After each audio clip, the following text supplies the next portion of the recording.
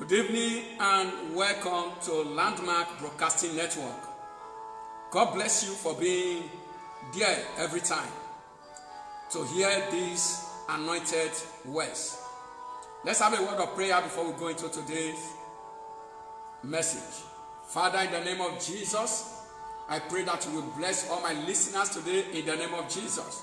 Prosper your word in every heart that will hear me, oh God, this evening in the name of Jesus. Reach out to your people in Jesus' name. Amen. Today we continue on our message, determination. Determination.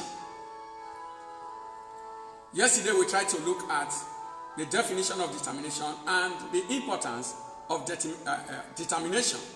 But today let me just throw a little light on it before I tell us how to maintain a red-hot determination. Determination involves pressing persistently towards an established goal. Determination is an indispensable trait of winners. When you have a goal, you press towards it persistently without giving up. No matter the obstacles and the obstructions that are on the way, you press on until that goal is achieved. That is the spirit of determination. Calvin Coolidge said, and I quote, "Nothing in this world can take the place of persistence. Talent will not. Nothing is more common than unsuccessful people with talent. Genius will not. Unrewarded genius is almost a proverb. Education will not. The world is full of educated derelicts. Persistence and determination alone are omnipotent. The slogan, 'Press on,' has solved and always will solve the problems of human race." Beloved, if you are going to make it in any adventure of life, you have to sweat it out. Determination gives rise to perspiration. You can't drown in your own sweat. You will rather get better. Determination is what makes ambition to be fruitful. So without determination, ambition will be fruitless. I know you have a lot of ambitions. You need to add determination to them so that you can realize your goal. Determination is what commands destiny, revolution, and transformation. Without determination, there will be no revolution in your life, because there are some things you need to carry out a revolution against.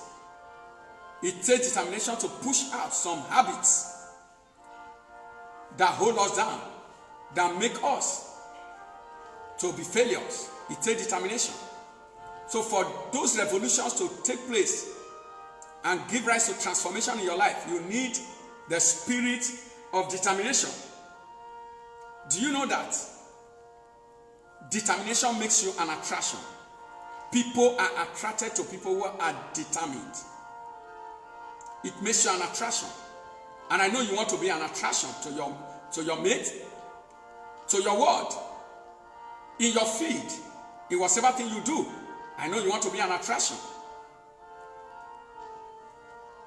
Therefore, today I just want to give us about 5 things on red hot determination keys. Let me give you 5 things, 5 red hot determination keys. What do I mean? How do you maintain a red hot determination? How do you maintain your zeal, your passion for your goal? How do you maintain your passion for God? How do you maintain your passion in the pursuit of your dreams? That's what we want to look at. There are so many people, they start, before you know, their passion begin to wax and wane. And before you know it, they give up. They start well, they throw in the towel before you know it. They start well, before you know it, their zeal is aborted. How do you avoid that? Number one is robust ambition. Number one, robust ambition. You need robust ambition. Number two, you need right association. And number three, you need resolute actions. Number four, you need reasonable advisors. And number five, you need righteous adherence. So let me take them and throw light on each of them little. Robust ambitions. The truth is this: if you aim high, even at the sky, if you don't get there yet, you will achieve a reasonable goal. The higher you aim, the better you will achieve, and the better your zeal. The truth I want to burn into your heart is that if your dreams are too small, they will not motivate you. Small dreams cannot kindle fire in you. Small dreams cannot wake up your enthusiasm. You need big dreams that can task your mind, that can task your mental powers. These are the dreams that release your zeal, that release your passion, that release you to perspire. Now, Joshua, when you read Joshua chapter 14, verse 6, 10 to 12, the word of God says that Caleb, at the age of 85, came to Joshua and said, please, give me that mountain. He said, give me this mountain. That was a mountain that was harboring giants. But a man of 85 years was saying, I need a mountain. What are your goals? What are your aims? What are your targets? You know what David said? Everybody was running away from Goliath, but David said, what is it that will be done for the man that killed this Goliath? If you aim high, if you dream big, you will achieve great things. And big dreams have a way of triggering your passion and increasing your momentum. Dream big. Number two, right association.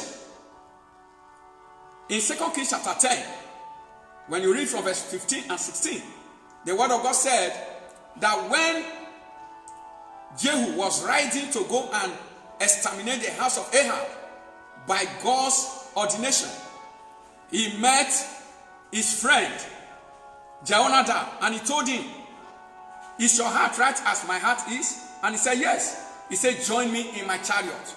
And he received Jehonadab into his chariot, and they rode together. What did he tell him? He said, come and see my zeal for the Lord.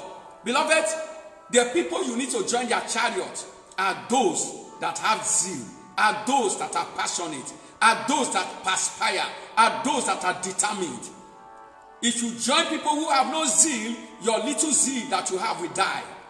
Who are your company? Who are your association?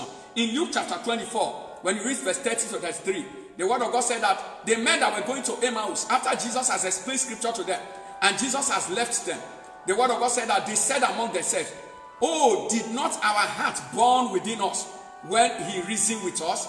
There are people that will join you, and your heart will begin to burn. There will be a burning sensation in your heart, and that is determination. Your determination fire will be rekindled. You need such people as your friends.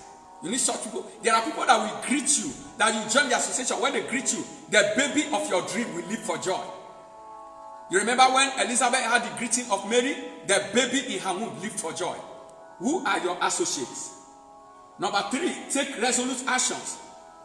Esther says in Esther chapter 4 verse 16, go and gather the Jews to fast for me. I am resolved. I will fast with my maiden. If I perish, I perish. The more actions you take, the more your zeal is rekindled.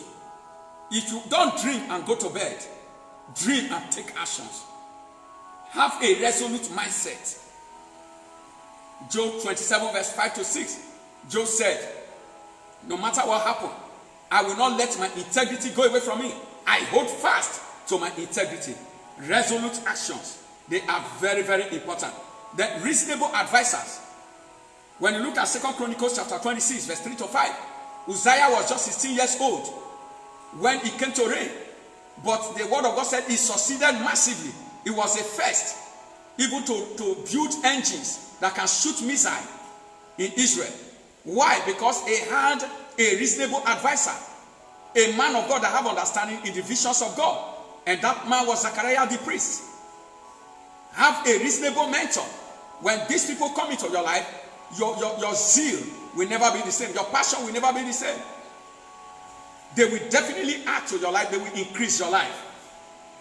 Number 5, righteous adherence. 2 Samuel chapter 3 verse number 1. You know there was a long war between the house of Saul and the house of David.